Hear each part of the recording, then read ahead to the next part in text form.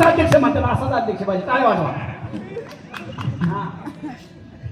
ऐका ए, आणि तिथं सगळे मंत्रिमंडळ अटक केलं हमीराव मामांनी. अरे माझा सक्का भाता असला तरी काय, स्वराज्याचा युवराज छत्रपती दुसरे म्हणून शंभू राजेच होणार. अटक केली. चला पुढे जायचंय आपल्याला. परत सोडून दिले, माणुसकी दाखवले, कपट थांबलं नाही. ऐका, आणि शेवटच्या मला प्रवासाकडे यायचे, राजांच्या शेवटच्या प्रवासाकडे यायचे. घरातलं डाव साधला, घरातली लोक फितूर केली वाचण्यासाठी. आणि शंभूराजे त्यावेळेस शृंगारपूरला सर देसाईंच्या वाड्यामध्ये बेसावध अवस्थेत होते. एका दिवसात अख्खं कुटुंब संपले. एका दिवसात मामा, एका दिवसात शंभूराजांचं अख्खं कुटुंब संपले. म्हणतात का जयंती साजरी केली पाहिजे एका दिवसात. तिकडे मुकर्रब खान, इकलास खान 5,000ची फौज घेऊन दरी डोंगरातून आल्या शृंगारपूरला. बेसावध अवस्थेत, काहीच माहित नाही, काय कानून खबर लागून गेली नाही. आणि रातोरात घेरा टाकलाय सरदेसाईच्या वाड्याला. 5,000 विरुद्ध 25. कशी लढाई होणार? त्यातनं सुद्धा सावध होऊन उपास्या तलवारी लढाई सुरुवात केली. माग 300 मावळे होते बाहेर. महाराजराजे घोरपडे त्यावेळेस सरसेनापती होते. ऐका, लढले, परंतु त्यांना सांगितलं होतं अटक करून आणायचं जिवंत. आणि माझ्या सह्याद्रीचा छावा त्या मुकरब खान, इकलास खानाच्या तडाख्यात सापडला. बंदी केलं, अंगाला सगळं भालं टोचवलं गेलं. ताकद संपली. साखळदंड, मोठे मोठे जाळ साखळदंडाने राजा माझा झखडला गेला. बातमी पोचवली औरंगजेबाला. ए, स्वराज्याचा छावा घावला, सापडला. त्याने सांगितलं खलित्या मार्फत लगेच अशी धिंड काढा, अशी धिंड काढा, एक मराठा सुद्धा परत पेटून उठला नाही पाहिजे. आणि ज्या राजाच्या पायाखाली पालखी होती, पायघड्या होत्या, त्या राजाला माझ्या विदूषकाचे डगले घातले, विदूषकाची टोपी घातली, उंटाला उलट बांधलं. माझ्या छावा, माझ्या राजाला का जयंती साजरी करायची आहे का, उलट बांधलं. आणि कानो कान खबर न कोणाला होता. मुकर्रब खान, इकलास खान यांनी फिरवत फिरवत फिरवत तिकडून बहादूरगड मार्गे वडमुद्रुक, तुळापूर या ठिकाणी आणले. ऐका, जातानाचा प्रवास असा होता, उन्हाळ्याचे दिवस होतं. महाराज माझ्या राजाला उलट टांगलं होतं. कुणी यायचं भाला टोचवायचं, कुणी यायचं वरखाडा काढायचं, कुणी यायचं दगड फेकून मारायचं, कुणी यायचं अंगावर ठोकायचं माझ्या राजाच्या. बर उन्हात उंट उभा करायचे, बाकीचे सगळे झाडाखाली जाऊन थांबायचे. आणि त्यांच्या देखता तहान लागली तर त्यांच्या देखता पाणी प्यायचे.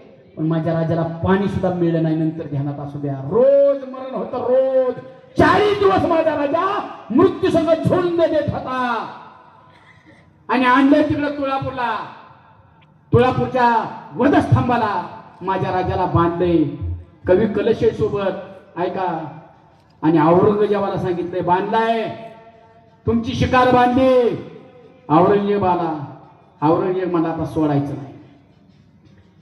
पण जर धर्म बदलत असेल, माझं ऐकत असेल तर सोडून देऊ. त्यांनी सांगितलं शंभू, शंभू. डोळ तसंच ताकदवान होते, तेजस्वी होते. ते डोळ्यात बघितलं, अरे बापरे, 9 वर्षाचा असताना बघितला होता तुला, 9 वर्षाचा, आता 32 वर्षाचा झाला माझा राजा. ताट माझा राजा उभा होता, ताट. शंभू, शंभू, चिंता छोड़ देता हो, एक काम करना पड़ेगा. क्या काम करना पड़ेगा? तुझे धर्म बदलना होगा. शंभूराजांनी माझ्या काय केलं आहे का? त्यांनी काय सांगितलं, जर माझा तुझा हिंदू धर्म सोड आणि माझा इस्लाम कबूल कर, एका मिनिटात तुला सोडून देतो. शंभूराजे थुकले त्याच्यात होणार, जा मेलो तरी चालेल, पण माझा हिंदू धर्म मी कधीच सोडणार नाही आणि तुझा इस्लाम धर्म कधीच स्वीकारणार नाही. जास्त बोलतोय हा जास्त बोलतोय. ही चामडी सोडून काढा. आपल्याला नाकाने असं वर काढलं ना तरी सण होत नाही. आग होती. माझ्या राजाची चामडी सगळी सोडून काढली होती, खाल उलट देऊ. चामड्यानं चामडं सोडून काढलं होतं कटेरीनी. मारुतीला शेंदूर फासल्यानंतर जसा मारुती लाल बुंद दिसतो ना, तसा माझा राजा लाल बुंद झाला होता. त्याच्यावरती उकळतं पाणी टाकलं जायचं, त्याच्यावरती मीठ टाकलं जायचं, आग व्हायची, पण माझा राजा इवळला सुद्धा नाही. आपण झोपेत आहोत का? धर्म टिकवण्यासाठी माझा राजा इवळला नाही. एवढाच म्हणायचा जगदंब जगदंब जगदंब. परत प्रश्न केला, शंभो शंभो बता मरगट्ट ने हमारा खजाना लौटा हुआ खजाना किधर छुपा के रखा है. त्यांनी सांगितलं, अरे मेलो तरी चालेल, माझ्या स्वराज्याचं धन आहे ते, माझ्या मरणानंतर ते स्वराज्याच्याच कामा येईल. मी मेलो तरी चालेल, पण मी माझा खजाना कुठं लपवलाय सांगणार नाही. आखेने कालो डोळं काढण्यात आलं, डोळं माझ्या शंभूराजांचं काढण्यात आलं. डगमगणारा राजा माझा स्वराज्यासाठी. परत विचारलं, शंभू बताओ हमारे कौन कौन सरदार आपको फितूर हुए है. अरे मराठ्यांची औलाद आहे, मेलो तरी त्यांची नावं तुला सांगणार नाही. त्यांनी सांगितलं, ह्याची जीभ काढा. जीभ काढण्यासाठी सांडशेश्वर आला, पण ती जीभ वाघाची होती, छाव्याची होती. तोंड उघडायचं कोणी? तोंड माझा राजा उघडत नव्हता. त्याच्यावरती पारीने मारण्याचा प्रयत्न केला, छनीने मारण्याचा, राजचे बात तोंड उघडलं नाही.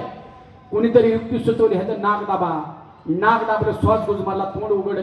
तेवढ्यात सांडशे हात घातली, जीभ माझ्या राजाची वडून काढली आणि छरामध्ये कटेरीचा वार केला.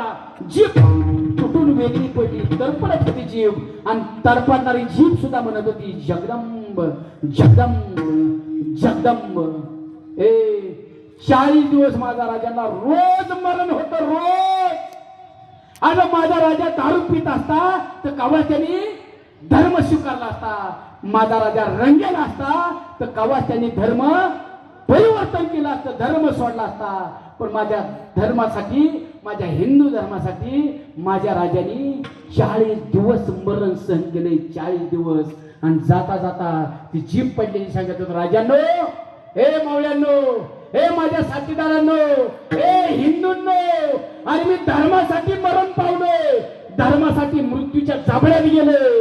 आता एकच करतोय, आता मी तर जाणार आहे, पण जाता जाता हा धर्म तुमच्या हातात देतोय. फक्त तुम्ही ह्याचं पालन करा. अभंगाचं पहिलं चरण. धर्माचं पालन